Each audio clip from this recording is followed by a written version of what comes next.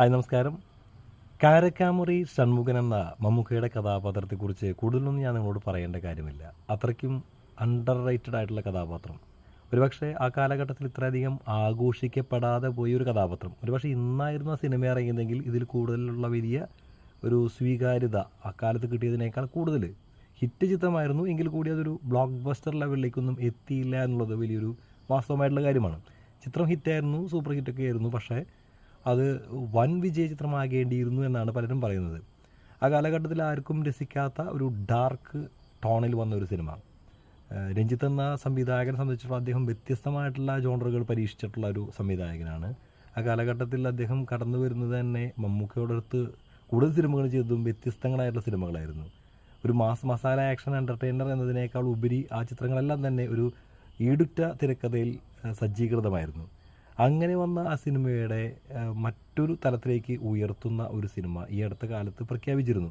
മമ്മൂക്കയുടെ ഈ ഒരു കഥാപാത്രം കാരിക്കാമുറി ഷൺമുഖൻ എന്ന കഥാപാത്രമായിട്ട് അദ്ദേഹം വീണ്ടും അവതരിക്കുന്നു എന്നുള്ള വാർത്തകൾ. ചിത്രത്തിൽ പക്ഷേ നായകനായിട്ടല്ല, ഒരു സ്പെഷ്യൽ ക്യാമിയോ അപ്പിയറൻസ് ആണ് അദ്ദേഹം ഈ ചിത്രത്തിൽ ഒരുക്കിയിരിക്കുന്നത്. ചിത്രത്തിൻ്റെ പേരെടുത്തവർ ഇട്ടിട്ടില്ല. താൽക്കാലികമായിട്ട് ബ്ലാക്ക് 201 ബ്ലാക്ക് 201 എന്നുള്ള പേരിലാണ് താൽക്കാലികമായിട്ട് സിനിമയ്ക്ക് പേരിട്ടിരിക്കുന്നത്. മമ്മൂക്ക ചിത്രത്തിലുണ്ട്. മമ്മൂക്കയല്ല പക്ഷേ നായകൻ നമ്മുടെ ജോർജ് സാറാണ് കേട്ടോ. നമുക്കറിയാവുന്നതുപോലെ തന്നെ പ്രകാശ് വർമ്മ ഒരു ഗംഭീര കഥാപാത്രത്തെയാണ് ചിത്രത്തിൽ അവതരിപ്പിക്കുന്നത്. പഴയ ആ പശ്ചാത്തലം തന്നെയാണ്, കൊച്ചിയുടെ പശ്ചാത്തലത്തിൽ പണ്ട് ഉണ്ടായിരുന്ന ഗുണ്ടാ സംഘങ്ങൾ പോലെ തന്നെ ഈ കാലഘട്ടത്തിൽ എങ്ങനെയാണ് ക്രിമിനലുകൾ വിലസുന്നത്, അവർ കൺട്രോൾ ചെയ്യുന്ന ഒരു പോലീസ് ഓഫീസറും അവരും തമ്മിലുള്ള സംഘർഷങ്ങളുടെ കഥ തന്നെയായിരിക്കും ഈ സിനിമയും പറഞ്ഞു വെക്കുന്നത്. വ്യത്യസ്തമായിട്ടുള്ള രീതിയിലായിരിക്കും ഈ സിനിമ വരിക എന്നാണ് പ്രതീക്ഷിക്കപ്പെടുന്നത്.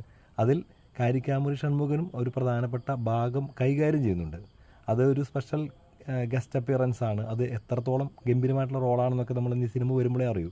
ഏതായാലും ചിത്രത്തിൻ്റെ പേക്കപ്പ് ഇപ്പോൾ വന്നു കഴിഞ്ഞു. കഴിഞ്ഞ 2 ദിവസം മുമ്പാണ് ചിത്രത്തിൻ്റെ ഷൂട്ടിംഗ് പാക്കപ്പ് ആയത്. ചിത്രത്തിൻ്റെ അണിയറ പ്രവർത്തനങ്ങൾ തുടർന്നുകൊണ്ടിരിക്കുകയാണ്. റിലീസിംഗ് ഒരുപക്ഷെ ഈ ഒരു വെക്കേഷൻ സമയത്ത് ഉണ്ടാകാൻ സാധ്യതയുണ്ട്. ഏപ്രിലോ മെയിലോ ഈ ചിത്രത്തിൻ്റെ റിലീസിംഗ് ഉണ്ടാകാനുള്ള സാധ്യതകളാണ് ഇപ്പോൾ നമുക്ക് റിലീസിങ്ങിനെ കുറിച്ചുള്ള റിപ്പോർട്ടിൽ നമുക്ക് മനസ്സിലാക്കാൻ സാധിക്കുന്നത്. രഞ്ജിത്തിൻ്റെ ഏറെ നാളത്തെ ഇടവേളയ്ക്ക് ശേഷമുള്ള ഒരു തിരിച്ചുവരവ് സിനിമ കൂടിയാണിത്.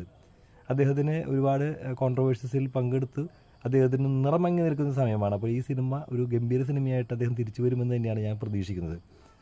ഇദ്ദേഹം മാത്രമല്ല, ഇപ്പോൾ ഉണ്ണികൃഷ്ണനും ഒരു തിരിച്ചുവരവിൽ ഒരുങ്ങിക്കൊണ്ടിരിക്കുകയാണ്. നിവിൻ പോളിയോടൊപ്പമാണ്.